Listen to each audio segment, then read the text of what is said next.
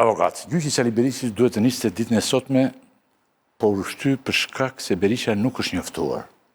Si ka mundësi tani që ti ke shërbyer dhe si prokuror dhe si njeriu i ligjit në çdo pikpamje edhe tani, edhe si avokat, por më së shumti në pjesën më të rëndësishme të jetës tënde ke shërbyer si prokuror, njeriu i ligjit. Ushty se nuk është njoftuar, si ka mundësi që të mos jetë njoftuar zoti Berisha, kur e gjithë Shqipëria e dinte që gjyqi fillon sot? Apo përpiqet doktori, edhe ka të drejta bekte, ta shtyj procesin me artifica. Se kjo është një farë artifica, apo jo? Shiko. Si e mendon tani? Referuar njoftimeve procedurale, referuar faktit që sot, pas seancës paraprake, e cila ka përfunduar në datë 19 maj, filloi gjyqi i themelit, të cilin e kishim paralemëruar edhe në bisedat që kemi bërë në studion tënde, fakti që procedimi ka filluar tashmë me gjykim të zakonshëm, aktet procedurale dhe procedurën me të cilën e ndjek është gjykata tashmë, nuk është më prokuroria. Për këtë arsye, duke ju referuar mënyrës se si procedura një proces të rregullt ligjor, njoftimi nuk është me shprehje një fakti ditur botërisht nuk ka nevojë për shkresë. Njoftimi është një akt i cili paraqitet nga ftuesi i gjykatës dhe patjetër personi duhet marrë dieni personalisht. Dhe ky njoftim ka shkaqe pavlefshmërie.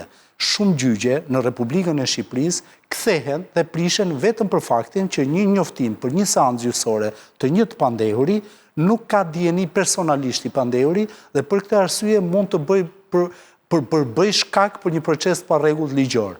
Në rast se ti njoftohesh për gjyqin dhe nuk ke bërë shkresën përkatëse, nuk ke firmosur konkretisht në njoftimin e gjykatës dhe gjykatës nuk i është kthyer në kohën e duhur, duket absurde, por është një procedurë e cila patjetër që duhet ndjekur.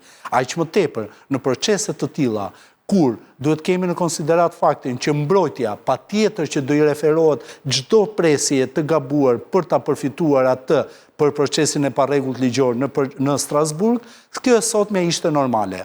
Dhe t'i referohemi pasaj dhe zakonit që ndodh në Republikën e Shqipërisë.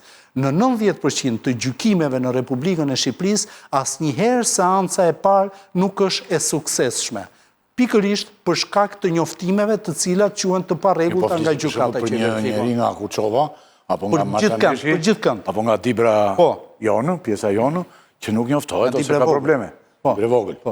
Do me thënë, ke mund të ndodhin, po flasim për njeri... Flasim në 90% të gjyqeve. I cili fletë, avokat, po flasim për njeri i cili thotë gjëra shumë të çuditshme që ne nuk i dim. Del dhe thotë doktori gjëra të shumë të çuditshme që ne befasojmë shumë kur ai thotë di çdo gjë dhe nuk di këtë gjë. Po. Çfarë ndodh? Kryesuesi i seancës gjyqësore që bën përgatitjen sipas kodit procedurës penale për njoftimin e palëve, nxjerr një fletëthirje në të cilën ja jep ftuesit gjyqësor që është i gjykatës. Ftuesi gjyqësor ka detyrimin të shkojë në adresën e përcaktuar dhe të marrë kundërfirmën për njoftimin e personit. Edhe këtë shkresë ta marrë t'ia paraqesë gjykatës dhe gjykata në seancë në ditës sotme merr këto shkresa dhe thotë Ylli Rakipi ka dieni, Eugen Beçi nuk ka dieni, Baton Axhiu ka dieni. Për këtë shkak ripërsërisim thirrjen. Ftuesi ka qenë problemi? Jo, s'më kuptove. Them si është procedura. Ftuesi e ka dërguar, po bën atë lojën doktori. Problemi është në tjetër atje dalin njerëz të tjerë, nuk e merr. E di pse them se më duhet shumë e çuditshme që ftuesi harron njoftoi Sali Berishën. Jo harres, nuk është harres. Është fakti që gjykata ka konstatuar parregullsi në njoftim dhe parregullsia gjykata thotë që ka bërë ftesën 2 javë përpara. Po pra, ftesa shumë. Doktori thotë më ka ardhur 4 ditë. Ftesa bëhet të paktën 10 ditë para. Po 2 javë janë para, fat, janë në rregull. 10 ditë para, do është në rregull me atë. Atëherë ku ka ngjecur? Dërgohet nuk ka firmosur personi që duhet marrë. Fakti është që ai e ka marrë dieni ditën e premte, 4 ditë përpara. Po pra tani ku ka ngecë te cila hall, te ftuesi? Po te ky shumë e çuditshme kjo. Te i ftuari nuk ka ngecë pra, sepse ai thotë që ditën e premte më ka ardhur letra. Jo, s'po gjykoj, unë thjesht po pyes sepse nuk ka ndodhur. Shpjegojmë që jo, di pse po pyesën, kush, se mua më duhet qëllimshme, se më duket se ftuesi ka harruar të shkojë në ftesë. Të ndalojmë për qëllimshme në procedurën penale, edhe nga palët, dhe nga prokurori, dhe nga gjykata, dhe nga avokati, këto njoftime janë shumë të rëndësishme për të kuptuar procesin e rregullt ligjor. Avokat, është procedurë kjo, më besoj... Këtë janë proces njoftimesh. Po, në rregull, po... Proces njoftimesh të cilat bëhen shkak për pavlefshmëri në rast se gjykata sot do e vazhdonte. Nëse jam pjesëmarrës në debat, atëherë kjo, ajo që po sqaroni ju, është e mirë për shikuesin, se si është procedura, ç'a bëhet.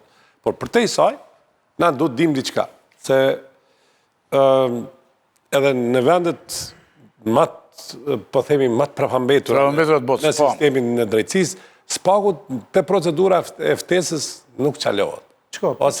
Të të shpjegoj procedurën e ftesës, Baton, se unë e kuptoj që thoni ju pse ftuesi nuk e ka quar sepse s'ka marrë firmë. Në momentin që nuk merr dieniti, atëre gjykata që mos e vonoj procesin, herën tjetër njofton policinë gjyqësore, e ngre pjacën, po themi, nuk çon më ftuesi, çon policinë gjyqësore. Nëse nuk shkon policia gjyqësore, njofton tërë policinë e shtetit të bëjë kërkimin e personit. Këto janë procedurat të cilat në fund në gjykatën e Strasburgut dikush nga mbrojtja qofte që dikuj tjetër thot, si mundet ti ke bërë një seancë gjyqësore kur unë s'kam firmosur që kam pasur dieni. Dhe ky është procesi i rregullt ligjor. Ju do thoni praktikisht pse ndodh diçka e tillë. Praktikisht ka ndodhur dhe arsyeja pse duhet të mos ndodhi është me shtyrjen e kësaj seance, do shtyhen edhe 2 javë të tjera që procesi të jetë i rregullt, njoftimi të jetë i rregullt. Ne shohim her pas here në gjykime që është një problemi i seancave gjyqësore. Ka interes këtu gjykata ta vonojë apo Berisha ta vonojë? Nuk ka interes fare gjykata ta vonojë. Patëre nuk ka fare as gjykata nuk ka interes, po ndoshta doktori ka interes. Nuk ka as prokuror. Ja sepse nga avokati, një sekond. Nga avokati unë po përpiqem tani, jo 1 minutë. Nga avokati që ta mbajmë shikuesin në peshën e dëgjimit. Të kalojmë te një moment tani, kush ka, se avokati nuk e jep do të përgjigjen, thotë kjo pale po kjo. Por thotë që nuk ka as interes të gjykatën. As gjykata as prokuroria. As prokurori. Tani, çfarë ka? Doktori doli sot, vazhdon. Orën 12 del gjithmonë. Mërcir, tela, del gjithmonë ai në orën 12 dhe flet, gjatë flet, edhe në VAP, edhe në. Edhe foli për këtë temë dhe për këtë punë. Ky është një gjyq politik dhe vendosi shumë pika. 8 pika dhe pastaj disa pika tjera. Që fiton dhe nga 1 pik, 2, 3, 4 tjera, a 5, nuk e mbaj mend numrin. Dhe foli gjatë, dhe është një gjyq politik. Tani, unë isha këtu, të puna që po fillonin përgatitin e emisionit dhe shoferi që punon me mua, njeri urtë e i mirë, tha mua ore, tha ky, tha, si del këtu, tha dhe flet, tërë ditë në televizor, tha dhe nuk vete atje, tha, se ne, tha, unë që jam popull, tha, po të më trezin në gjyq, do vete, tha, se më marrin përbyte, tha, dhe më futin aty, në gjyq. Më marrin kështu, më rëmbejnë, tha. Si që vete kyta, tha, dhe po na flet në këtu, tha. Si që vete të fles atje, tha, atje duhet të vej. E kupton? Dhe në këtë plan, a i doli. Doli dhe tha gjerat e vetat, gjatë, do më thënë, foli që shfet në rëndu mbet. Tani, apo kërkon Berisha t'i shmanget procesit? Nëse po, përse i shërben kjo shtyrje, po themi ndëruar kolegë?